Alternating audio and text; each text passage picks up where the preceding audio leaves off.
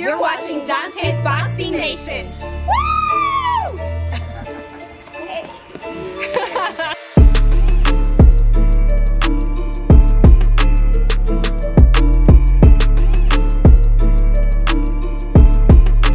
I mean, my God.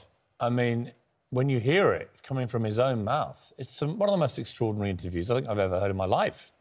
Because there seems to be no self-awareness in Neeson of just how offensive what he's saying is. Although there is a moment of self-awareness when he suddenly says, I'm saying this to a journalist, God forbid. But this is a guy who's given a million interviews, right? He's not talking about revenge on the person. On the one individual. He's holding everybody. The black person who raped his friend. He's talking about any black person who comes is going to be held accountable. Unbelievable. Who he can find an excuse to kill. I mean, it is... Somebody, you know, the reaction on Twitter was very extreme last night, as you'd imagine, but people saying this is a career-ending interview. Dante's News Nation, what's going on, guys? Well, the Racist of the Month award goes out to Liam Neeson. I swear to God, man, it looks like we're going to have to start issuing out awards every month because that's pretty much how often we find out a new white celebrity has been a racist all along. All this time we've been watching their movies just to find out they've been racist their entire life. So let's go ahead and analyze and break down this Liam Neeson story. So Liam, he was doing an interview to promote his new movie, and for whatever reason, he decided to take a trip down memory lane. Let me just go ahead and play the clip of what he said. Check it out, guys. I asked, did she know who it was? No. What color were they? She said it was a black person. The actor says he actually carried a billy club-like weapon called a kosh. I went up and down areas with a kosh, hoping I'd be approached by somebody. I'm ashamed to say that. And I did it for maybe a week, hoping some black would come out of a pub and have a go at me about something, you know, so that I could kill him. Neeson says he now realizes just how awful his behavior was. It was horrible, horrible when I think back, but I did that, and I've never admitted that. I tell you guys on this channel all the time, you could throw the truth in a jail cell, throw away the key. That truth is going to find a way to break free. Just wait for it. Eventually the truth will come to light. And this right here, what Liam just said was so revealing, and I find this so ironic because Liam is always playing these roles. He's always playing these characters where he's out for revenge. Someone hurts or kills someone in his family. They kill one of his friends, and Liam, he goes out looking for the suspects and he gets his revenge. Now, often in his movies, the villain and the killers are white people. But in his movies, Liam doesn't go out and just try to kill any white person that pisses him off. He only wants to kill the people that killed his family, his friends, or whatever, right? But that's not the real Liam Neeson that we watch in those movies. That is a character. What we found out in this interview is the real Liam Smith is the complete opposite of the man we see in the movies. He wants to kill any black person. He doesn't want to kill the person who actually did it. He just wants to kill any black person. Do you know there are 42 million black people in the country? And instead of Liam blaming this alleged crime on this one black person, he wants to blame the crime on the whole 42 million black people in the country. Meanwhile, you have mass shooters, you have white serial killers, white serial rapists that commit these crimes and get caught as often as a new racist celebrity gets exposed being a racist. It's like almost every month. These natural born killers, they're going to elementary schools killing kids. They're going to movie theaters killing innocent people watching movies. They're going to church where people are praying to God, killing innocent people there. And yet, Liam has never said, you know, I watched some of these news stories and it made me want to just go out and just kill any white person. The first white person that pissed me off, I wanted to kill him. He ain't never said that, right? What Liam said was no different than what Mel Gibson said. When Mel Gibson was on the phone with his girlfriend, he got caught telling her because she wanted to dress sexy or whatever, and he was telling her not to dress like that, you're gonna mess around and get raped by a pack of N-words. That's what he said. So now, if you listen to what Liam is basically saying, he's saying the same thing because his apology is extremely offensive. You know, he says, I realize that revenge is not good. That's just more blood and more death, and that doesn't solve anything. So, I regret feeling that way, because this was his way of apologizing. But he's so comfortable with his racism and so naive with it that he's not even apologizing to black people for saying something that offensive. He's only apologizing for feeling the need to avenge this alleged crime, which could have been a complete story that Liam made up just to try to justify him being a racist. He went out with a weapon looking to kill any black person. It didn't matter if it was a doctor, if it was a teacher, it didn't matter if it was an old man working at Walmart. Let Liam tell it, he would have killed that black man. Do you guys know that is the exact approach of the KKK? That is exactly what the KKK does. They go out looking for random black people, Mexicans, gays, to kill them. And they try to use the exact same excuse that Liam used. Well, these people are bad, they're criminals, that's why we're killing them, because they're no good, etc., etc. It is the exact same ideology. See, guys, the hypocritical thing about being a racist is these people, they want to be racist without the title. In other words, they want to alleviate the guilt. And the way they do that is by saying, yeah, this is why I don't like them. That's right. I don't like them because they're all rapists. They're criminals. Yeah, see, I'm not racist. I have a reason why I don't like these people. But the funny thing is, that is the exact same ideology of the KKK. That's the same ideology of a serial killer or a serial rapist. That's exactly what serial rapists say. They convince themselves, or they try to convince themselves, that their victims are no good. This girl, she's a whore, she's this, she's that. She deserves to be raped, so I'm doing the world a service. This is the way a lot of these rapists and serial killers think. They think just like Liam Neeson, trying to once again convince yourself that what you're doing is actually right and it's not wrong. When the reality is, Liam is the villain in real life. He's not the hero that he plays in the movies. I'm gonna tell you guys what happened with Liam. You see, Liam, he got so comfortable talking to his racist friends, and because they feel the same way he feels, he started to think, maybe I can actually tell the world how I feel. Because after all, my friends, they completely agree with me. But then he ended up saying it to the world, and he did not get the reaction he expected to get. This situation is way deeper than Liam Neeson. Because in microcosm, Liam Neeson, all he did was admitted that he fantasized about killing a black man. That's all he admitted.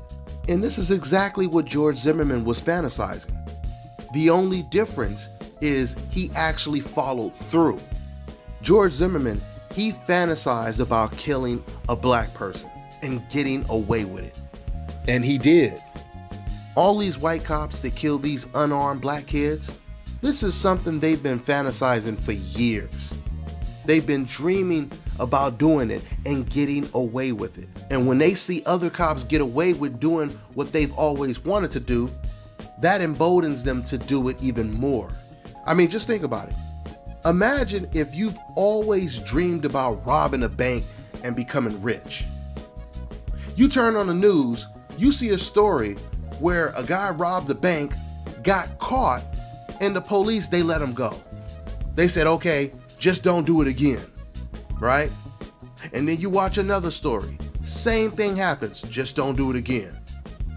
You start to notice this pattern of people robbing banks and not having to go to prison. So what do you think that's going to do? That's going to inspire tons of people to go out and rob banks because they know they're not going to go to prison for it. They know they have a very good chance. What do you have to lose? You have everything to gain and nothing to lose. There was this one case on the news, another shooting caught on camera. Police officer, white police officer, he pulls over this black guy. The cop is acting nice. You would think that the guy is cool at first. He tells the black guy to get out the car. He wants to see his ID. So the guy, he starts reaching for his ID. All of a sudden, the cop backs up, starts shooting at him, and he says, he's got a gun, put the gun down. And he starts shooting at him, but he's missing him.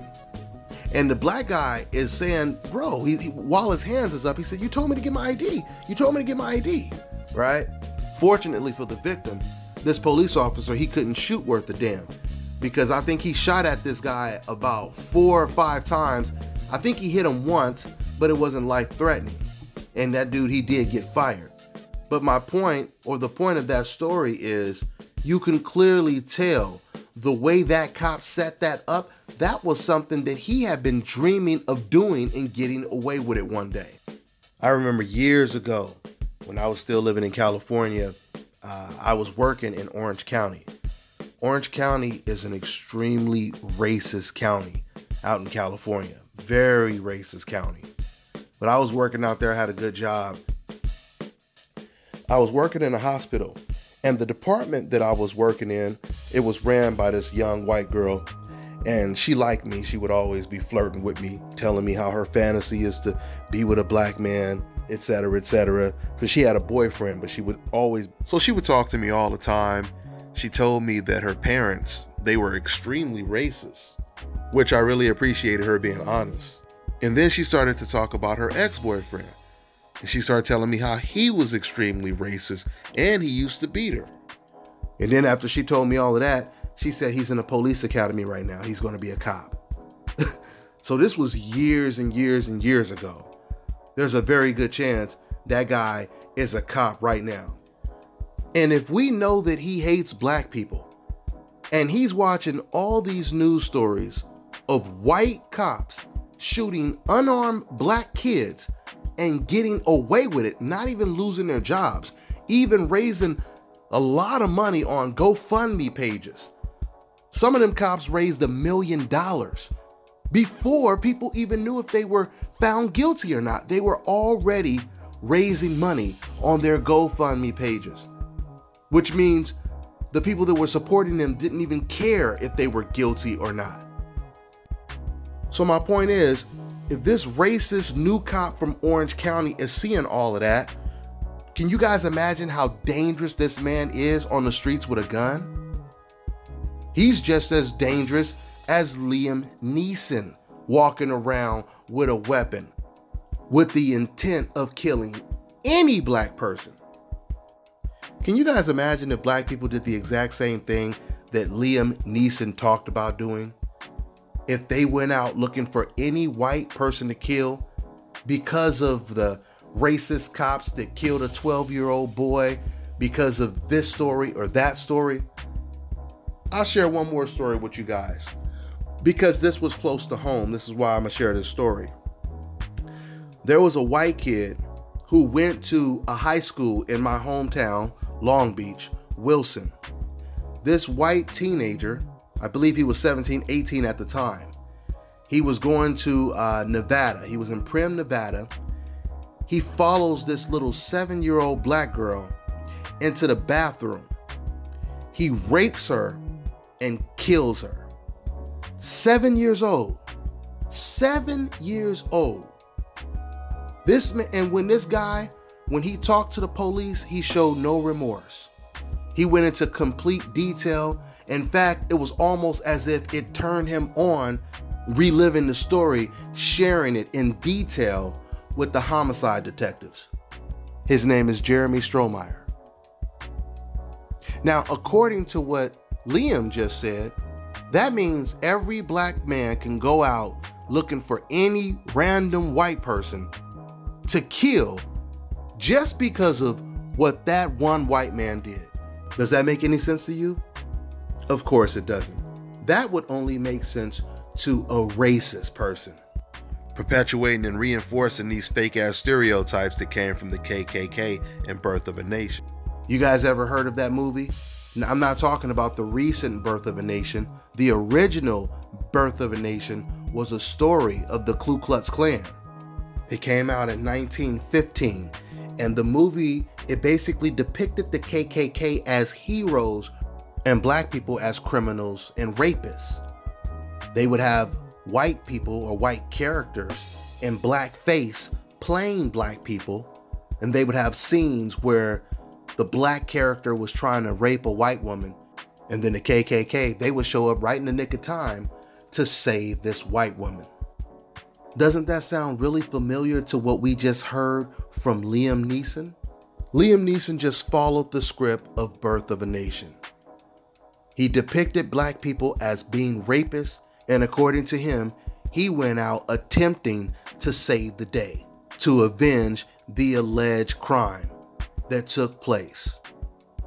It's funny to me how these racists like Mel Gibson and Liam, they don't care if white people are raping women. They don't care if priests in churches are molesting little kids and killing them. They don't care about them.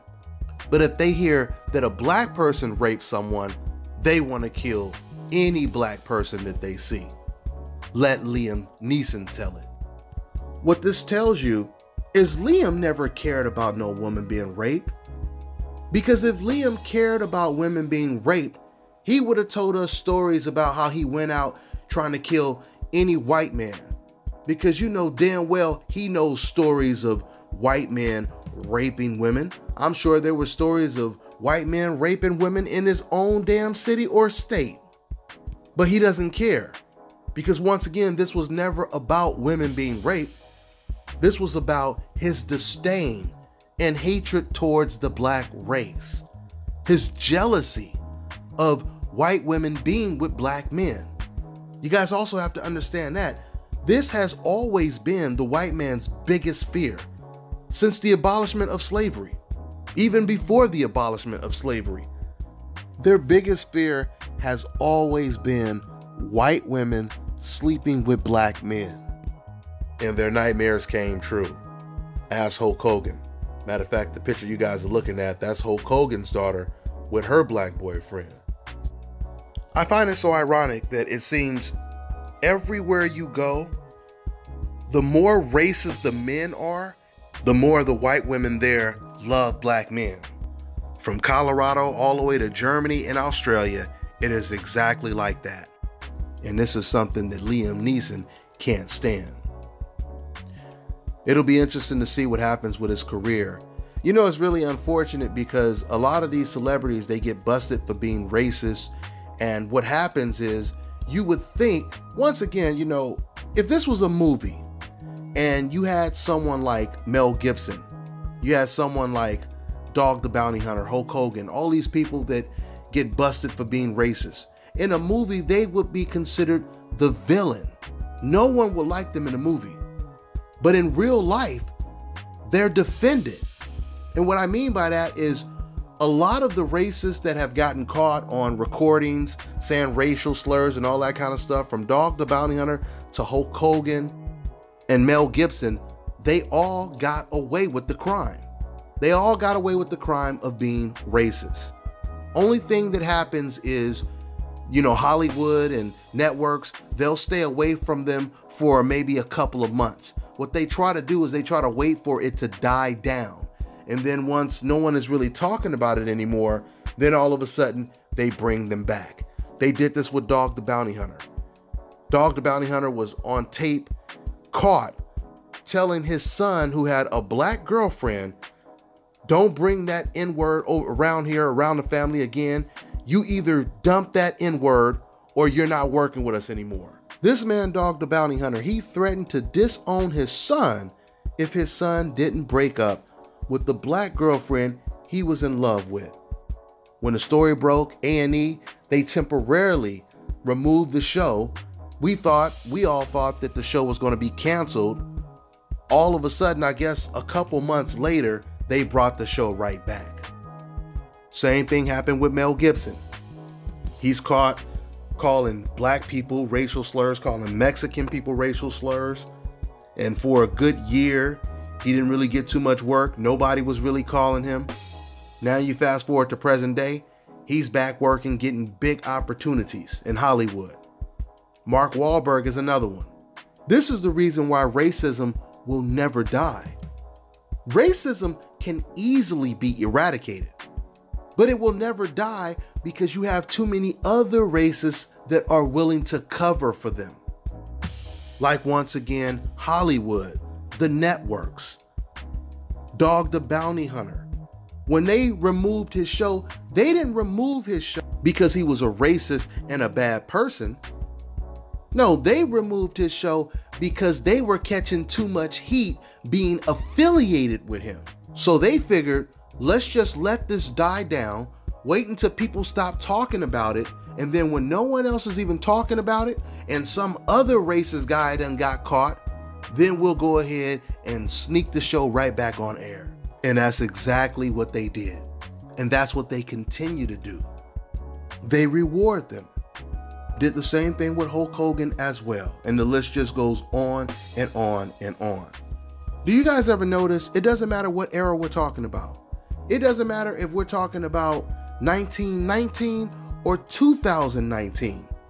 Whenever there's a story about racism, when a black person is the victim, there has never been a time in this country where the majority of white people were saying, that was wrong. That white guy needs to fry. That was horrible what that person did. Oh, you may get a small percentage, but never has it been the majority to say something like that. They have always defended the racist actions of these actors and these cops and whoever else commits these heinous crimes. It's so crazy how white people have created all these terms and phrases like playing the race card, race baiting, trying to make everything about race, etc., etc.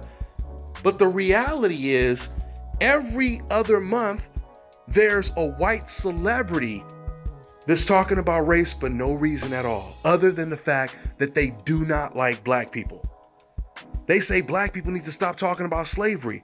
It's always white people that mention slavery for no reason at all. Michael Richardson, he's doing his stand-up. The first thing he wants to mention is slavery because that's on their mind. The people that are always waving the Confederate flag, they want to talk about slavery and keep throwing it in people's face. But yet they will say to black people, hey man, slavery was a long time ago, let it go. Black people don't even be talking about slavery, but yet they will say that to black people because this is what they are thinking about. When they say that to you, that's what they're thinking about when they say that. A 12-year-old black kid gets murdered by a grown-ass white police officer. And a lot of white people will respond to the news by trying to divert and saying, oh, you guys need to stop crying about slavery. What the hell does this have to do with slavery? Why do black people need to talk about slavery when it comes to racism when we're dealing with racism every single day? It's white racist people that throw race in people's face every day, not black people. Like I said, when these celebrities get caught, tweeting some racist stuff, that's something that was already on their mind. Nobody was talking about that. That was on their mind. They were the ones talking about that. With that being said, I'm going to go ahead and give you guys my closing thoughts. I'll tell you for sure, I will never, ever watch another Liam Neeson movie again. That's for sure. And if any black reporter ever interviews Liam, please ask him, how come you never thought about walking around and shooting any white person? When you see all these stories of mass shooters, people running around shooting elementary kids, raping little kids, and doing all these evil, sadistic crimes. How come you never thought about walking around killing them? And it's a rhetorical question, so it don't matter how he answers it. But the question alone would expose him even further. And we know when he does his apology interview, ain't nobody gonna ask him no tough questions like that. But it is what it is. Anyway, guys, I'll catch up with you. I'm on the next one. Make sure you go ahead and subscribe to my new channel, Dante's News Nation. I got some big stuff coming, man. We about to go unfiltered, unplugged when I drop Dante's Patreon Nation. When I drop my videos on there, y'all gonna get the real unfiltered stuff because you got a whole lot more freedom on that website. So anyway, guys, thanks for stopping by my new channel, and I'll catch up with you guys. I'm on to the next one.